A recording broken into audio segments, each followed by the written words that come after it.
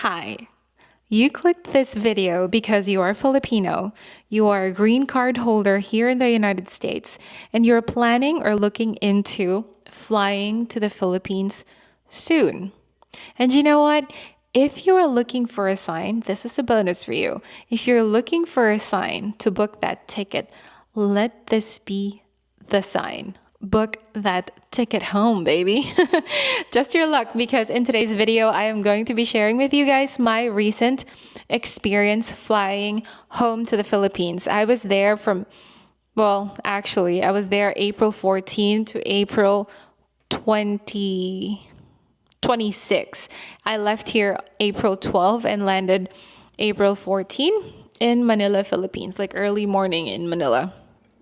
So anyway, that's fairly recent, and I will be sharing with you the documents that I brought with me, and as well as my immigration process. There are also bonus tips here of what to pack during your travel, as well as I'm going to give you a glimpse of how much I spent during that trip. So you have a ballpark figure of how much you should budget.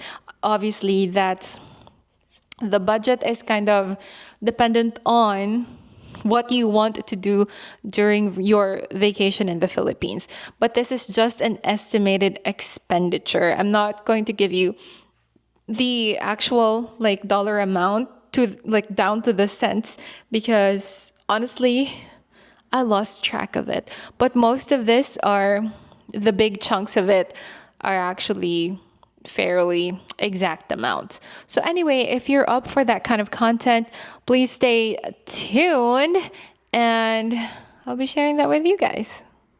All right, so let's talk about the documents first. The most important thing, obviously, is your passport. I still have my Filipino passport, obviously, because I'm still a green card holder, and I did not request for my name to be changed on there. So my passport is my single name, and my tickets are in my single name, because the passport is actually the valid identification that I will be presenting at the immigration to support my plane ticket and all that. So anyway, passport should match your plane ticket details. And then because my green card, my social security, my driver's license or state ID is in my married name, I also brought with me our marriage certificate.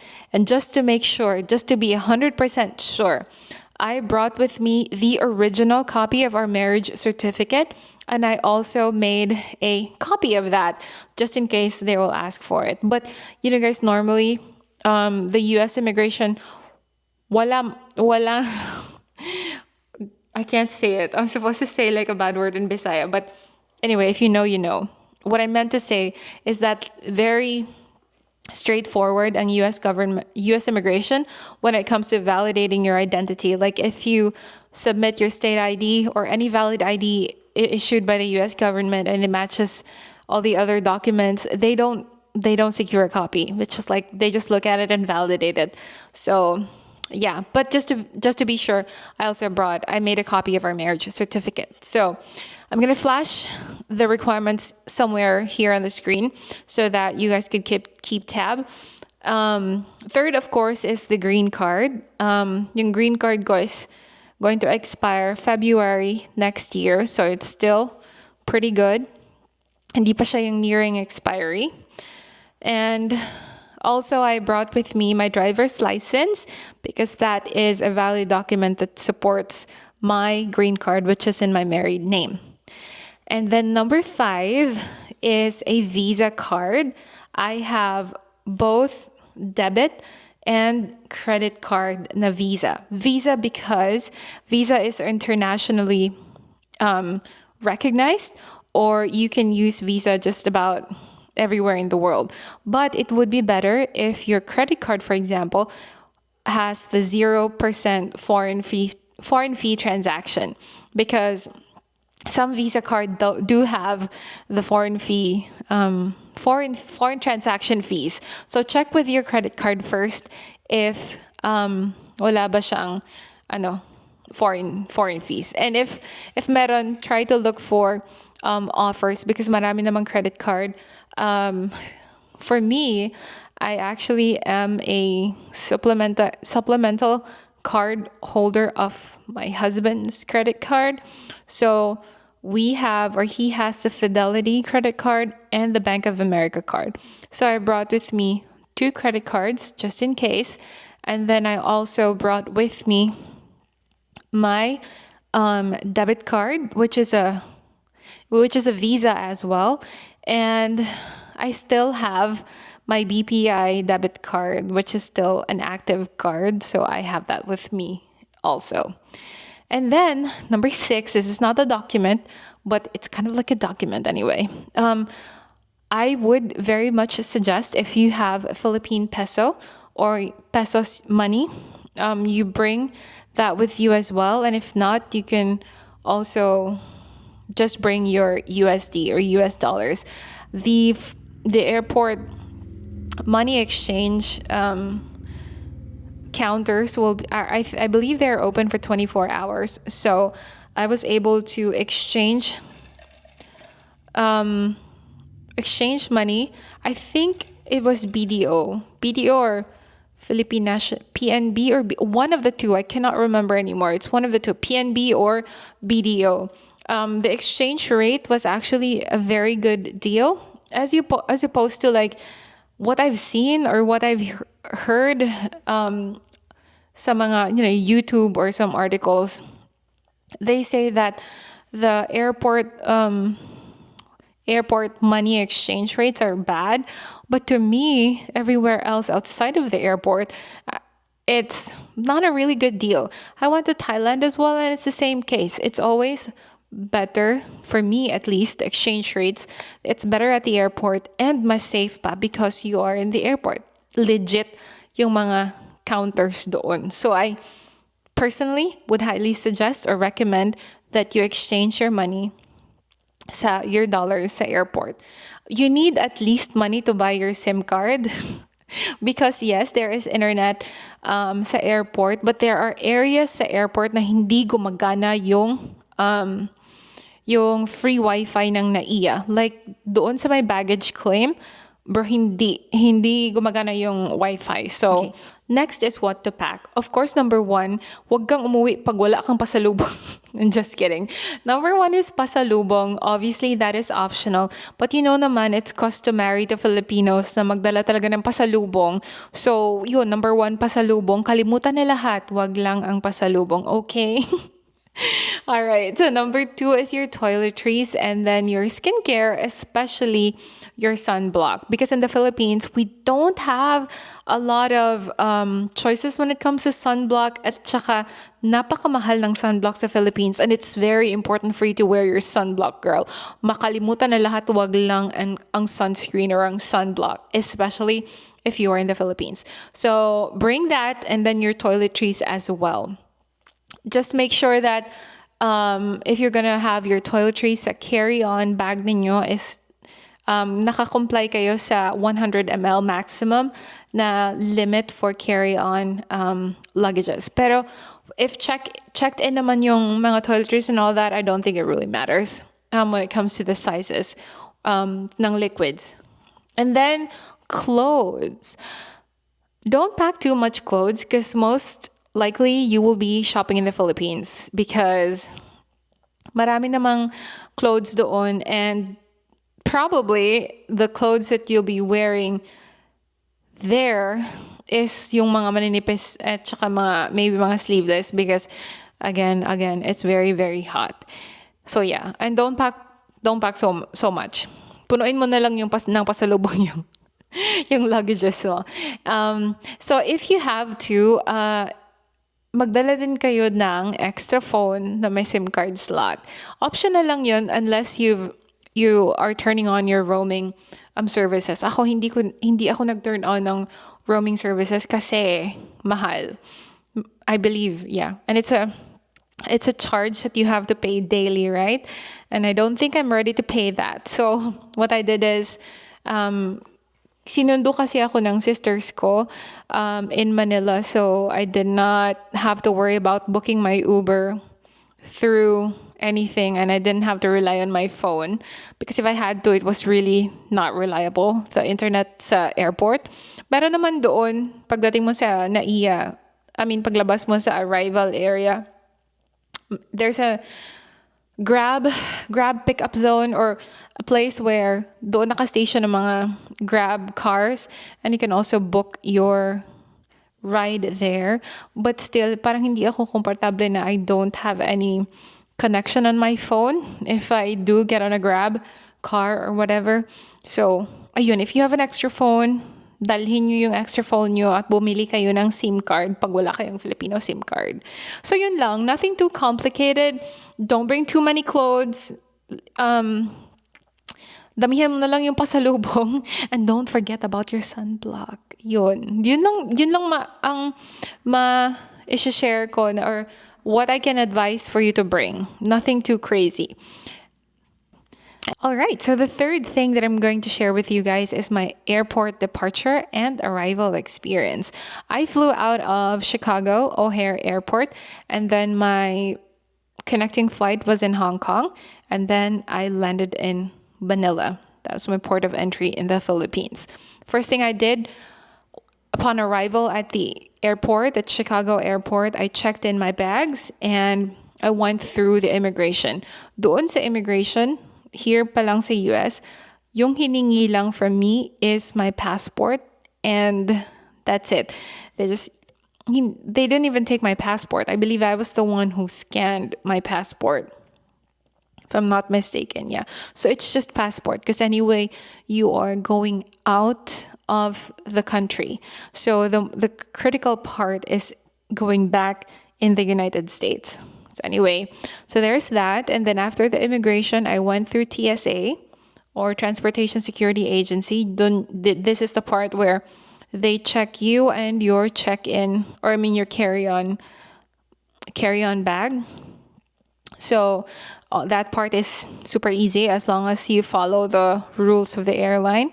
And then, once you get through TSA, you then proceed to your gate.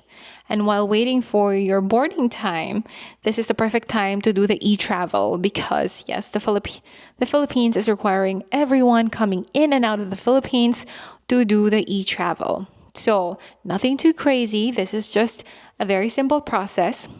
I will put screenshots here of what app you're going to download, and you just key in whatever is asked from you. And usually it's just about your flight details and declaration of whatever you're bringing into the Philippines. So I feel like this is in lieu of that customs form that we usually fill out. Now it's in an electronic form. So once that's done, I boarded the airplane, and then it was history. Oh my God, it was such a long flight. I think it was 14 and a half or 15 hours. That was a long first leg, longest flight. And then I got to Hong Kong.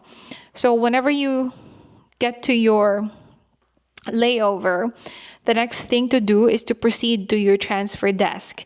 This is where you're going to check in again. When I say check in, you don't have to get your bags, because if you booked the flight all the way to Manila, one airline, usually sa luggage tag, makikita mo kung saan mo kukunin yung bag.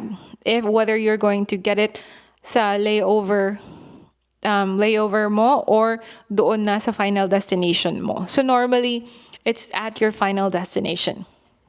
So anyway, I landed in Hong Kong. I looked for the transfer desk. This is my first time having a layover in Hong Kong. Their airport is not too big, not too small. I feel like it was fine, a decent sized airport. And what amazed me is that yung landing namin, or yung runway is actually off of it's almost like an offshore airport. But I don't think it's offshore. But it was pretty cool kasi nasa tabing dagat talaga. So it was an amazing view. So I went to that, went to find my gate, and doon sa Hong Kong airport, they have yung ano nila, yung immigration process is kind of social kasi they scan your face or whatever and your boarding pass. So when you board your plane, you just stand there and sinascan nila yung face mo, yung mata mo or whatever, and then you don't need to show them your boarding pass and you just go. Excuse me. But hassle lang because if the computer is unable to read your facial recognition or your retina or whatever they're scanning, you have to like manually scan your passport. But anyway, it's it's different. It's a different process, but overall it was very smooth flying, a smooth flying experience with Cathay Pacific. And then once I got to Manila, the first thing when I got off the plane was going through immigrations where they stamp your passport, like your arrival, and then going through customs, which was just going through the gate and nothing too crazy. So because you've done your e-travel and I was just the e-travel. And then after customs is baggage pickup. So you proceed to the arrivals, to the carousel, and they will usually announce what carousel number you're going to get your luggage from. And yun nga, as I mentioned earlier, doon sa baggage claim, I believe I was in Terminal 3, walang signal. So, yes. Coming back from the Philippines to the US, the first thing that I did when I got to the departures area was I proceeded to the travel tax or the TIEZA desk. This is for us to secure the travel tax exemption. So they will give you a green slip and you don't have to pay for anything as long as you have with you your green card and your passport. For me, they also ask for my marriage certificate because my passport and my green card obviously does not match yung last name. So they needed my marriage certificate, which I was able to provide them. And they did not ask for any copy. They just looked at my documents and then they proceeded to give me the green slip. If I can find a picture, I'll put it here for your reference.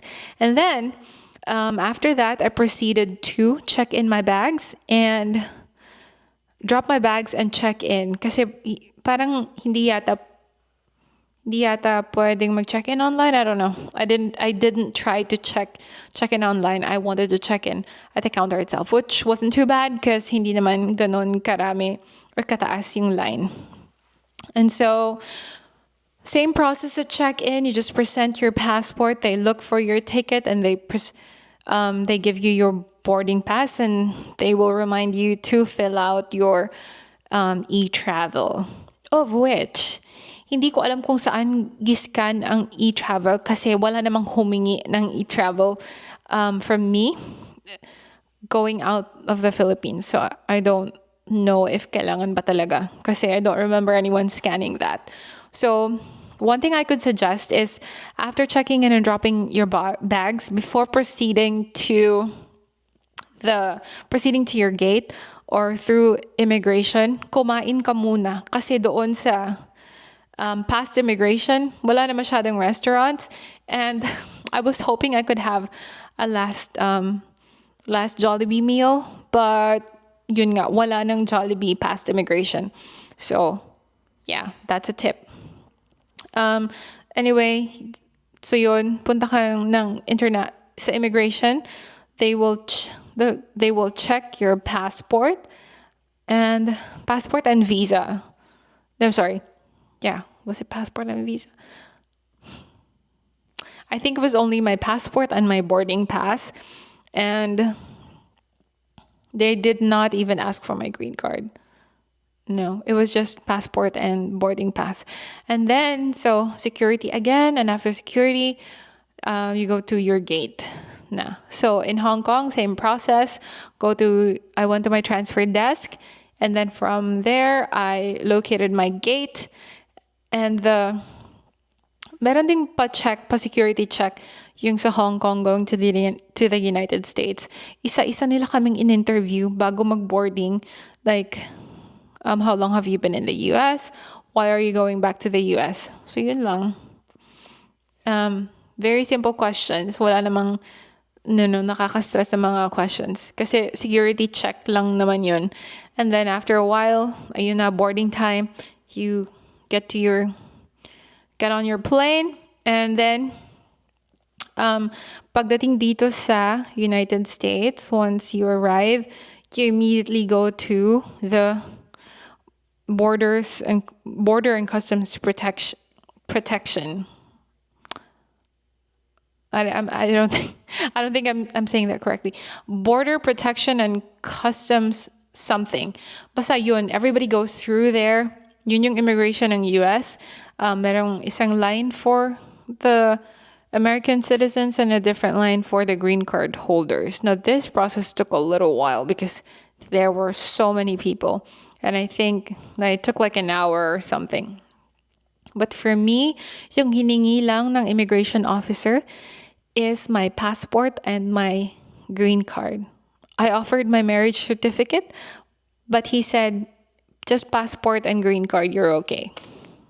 So, ayun, I was successfully able to come back in with no hassle. As long as you bring those that I have mentioned, especially if kapareho kita na hindi pa na-change yung passport into the married name. So, nothing too crazy. As long as hindi pa pa-expire yung passport ninyo at yung green card. Ayun. So, anyway, moving on to the next part, which is the budget. Okay, I will flash it here kung ano yung fixed budget, fixed expenses and variable expenses.